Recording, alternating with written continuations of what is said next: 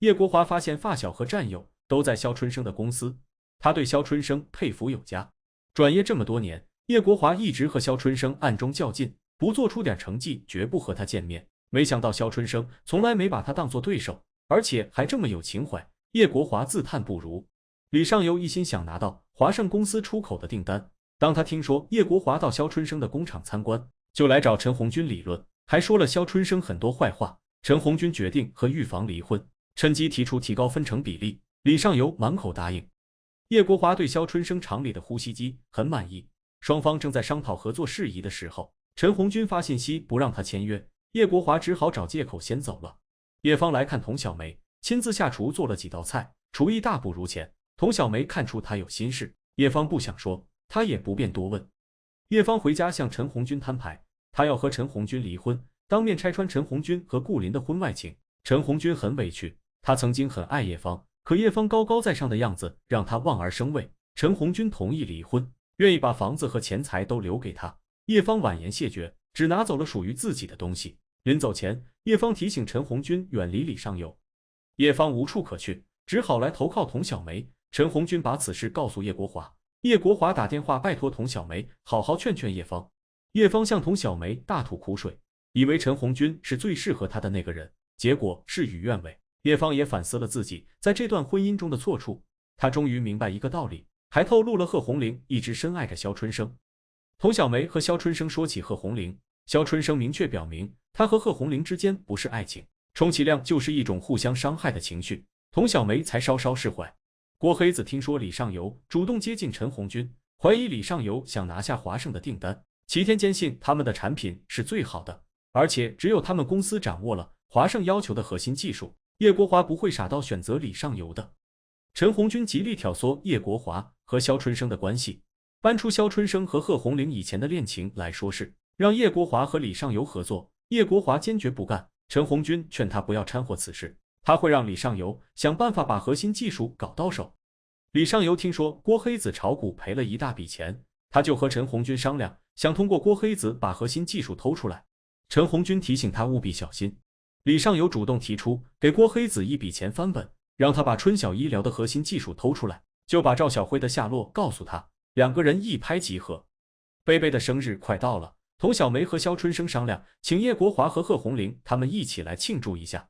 叶国华考虑再三，还是不想把订单交给李尚游，他发信息通知陈红军，然后就收到了肖春生邀请他庆祝生日的信息。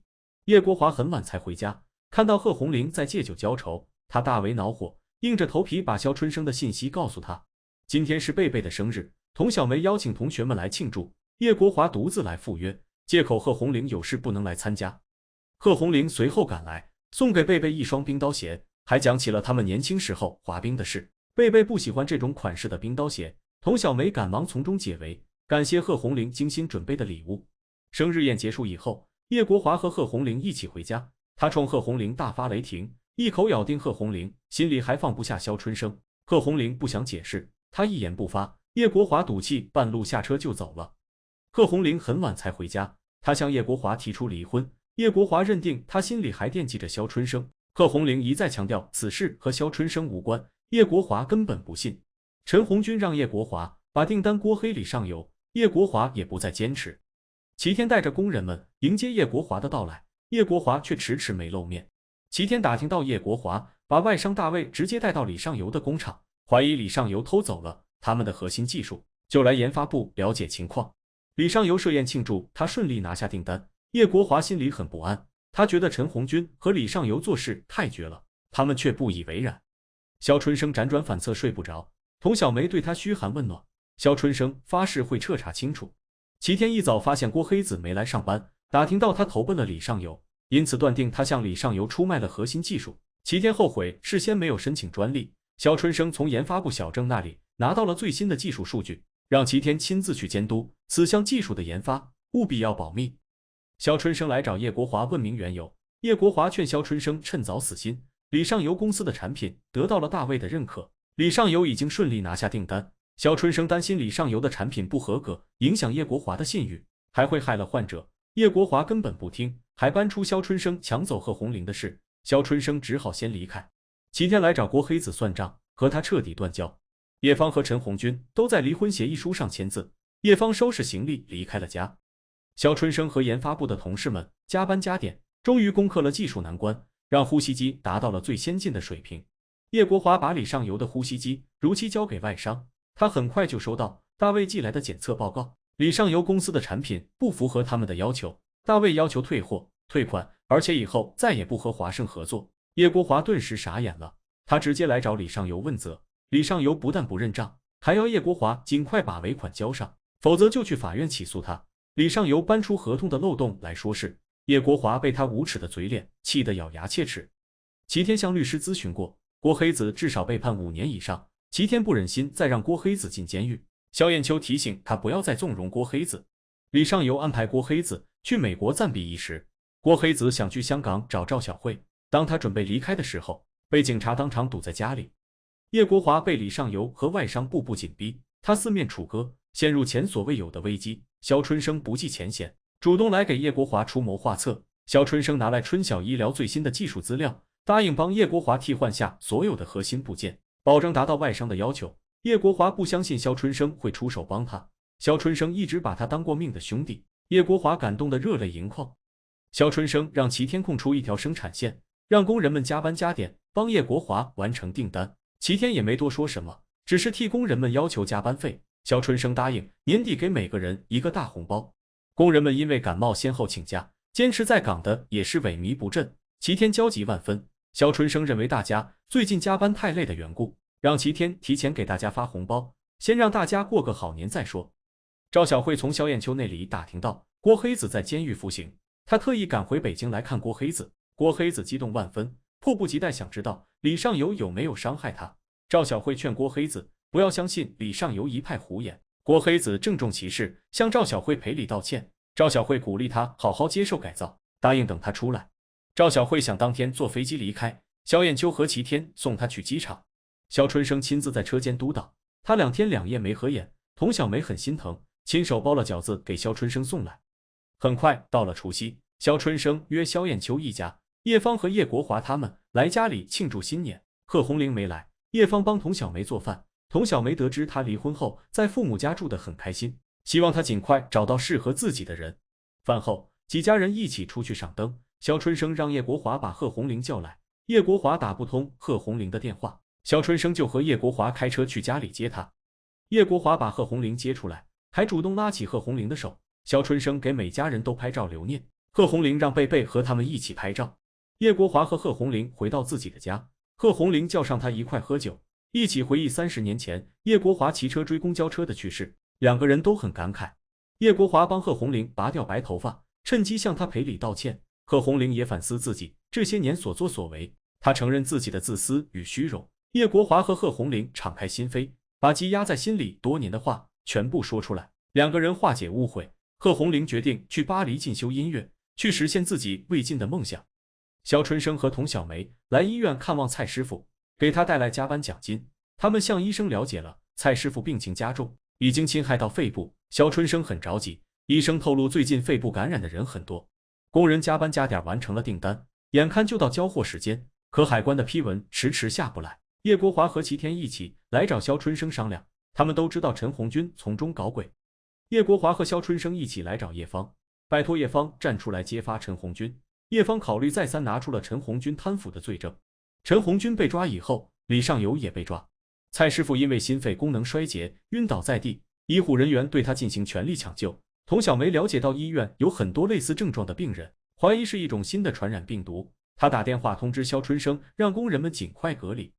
童小梅接触过感染肺炎的病人，肖春生担心他被传染，童小梅保证会做好自我隔离。他对肖春生千叮咛万嘱咐，肖春生马上通知接触过蔡师傅的人原地等候，让女儿贝贝放学以后直接去萧艳秋家。工人们都不明白发生了什么事，齐天着急完成那批订单。肖春生相信童小梅的判断，只是不知道怎么向工人们解释清楚。大卫对叶国华送达的这批货很满意，答应和他继续合作。叶国华第一时间来找肖春生，想和他去跑一下东南亚市场。肖春生要在厂里隔离，让他独自去跑市场，相信他能顺利拿到订单。童小梅和医护人员们全力以赴，抢救了一个又一个感染肺炎的病人。肖春生向工人们说明实情，劝大家待在厂里隔离。工人们对他深信不疑。当天夜里，肖春生和童小梅打电话互道珍重，互相为对方加油助威。童小梅突然发高烧，她猜到自己感染病毒了。贝贝打电话问候童小梅，童小梅隐瞒了自己的病情。肖春生打电话给童小梅，童小梅再也控制不住自己的伤心和委屈，眼泪不由自主流下来。肖春生听出他不对劲，童小梅只好承认他感染病毒了，担心自己这次挺不过去，他就再也见不到肖春生和贝贝了。肖春生鼓励他振作起来，勇敢面对病魔。童小梅答应会全力以赴撑下去。童小梅因为病情恶化昏迷不醒，被送到重症监护室。肖春生一直打不通他的电话，想去医院看望童小梅，齐天拼命阻拦。叶国华顺利拿下大卫的新订单，他打电话向肖春生报喜。肖春生想等他回来再好好商量一下。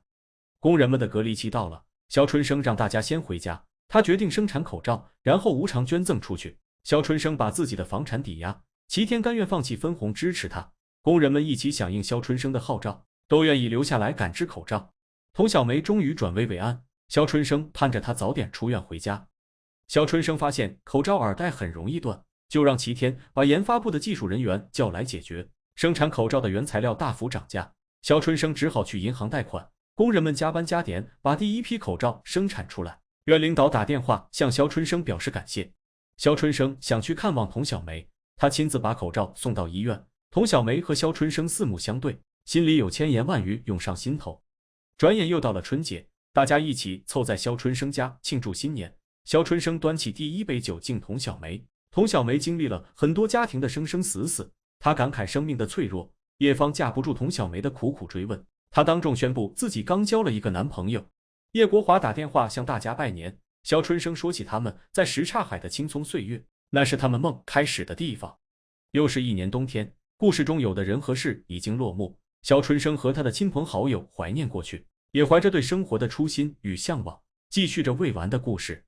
梦中的那片海收官了，有不少观众朋友称赞这个大结局是真的圆满。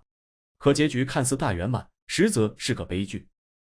肖春生的朋友只剩叶国华和齐天。肖春生走到哪里都是老大哥一样的存在，可惜他这个老大哥向来是只替兄弟扛事，却不沾兄弟的光。